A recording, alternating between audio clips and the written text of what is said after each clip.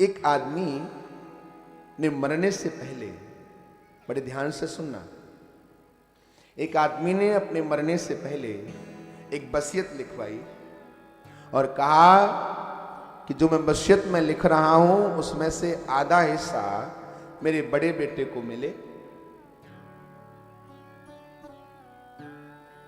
आधा हिस्सा मेरे बड़े बेटे को और चौथा हिस्सा मेरे छोटे बेटे को और पांचवा हिस्सा मेरी बेटी को मिले। बस ये लिखवा करके कुछ समय के बाद शरीर पूरा हो गया। जब बंटवारे का समय आया तो वकील साहब कागज लेके आ गए, बोले कि आपके पिताजी ने ये वसीयत में लिखा है। और उस वसीयत में थे 19 घोड़े। प्रेम से कहो राधे राधे। 19 घोड़े। वसीयत में क्या लिखा है बाबा? आधा बड़े बेटे को। तो 19 का आधा कितना होता है? जरा हमको गणित कम आता है, बोलिए ना। कितना हो गया? 9.5।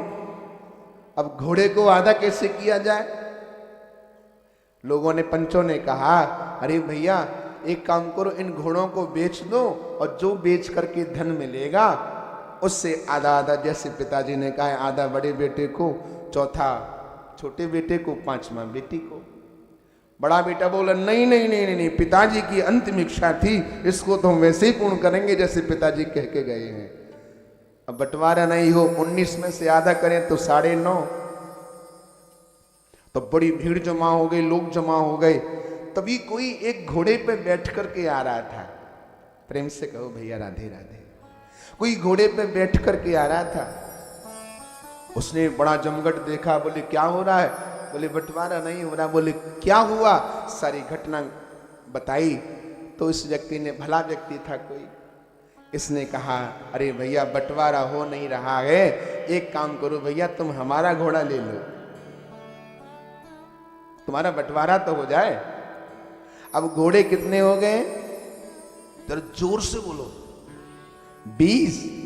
20 में से आधा 10 बड़े बेटे को दे दिया और 20 में से चौथा हिस्सा है 5 छोटे बेटे को दे दिया और 20 में से पांचवा हिस्सा बेटी को दे दिया। घोड़े वाले ने कहा ओ भैया हमारा घोड़ा हमें दे दो, तुम्हारा बंटवारा नहीं हो रहा था इसलिए हमने तुमको दे दिया, अब हमारा घोड़ा हमें दो। अच्छा एक बात बताना, क्या उस घोड़े के बिना बंटवारा हुआ? जिसके बगैर बंटवारा नहीं हुआ क्या वो बटा? इसलिए गोस्वामी जी कह रहे हैं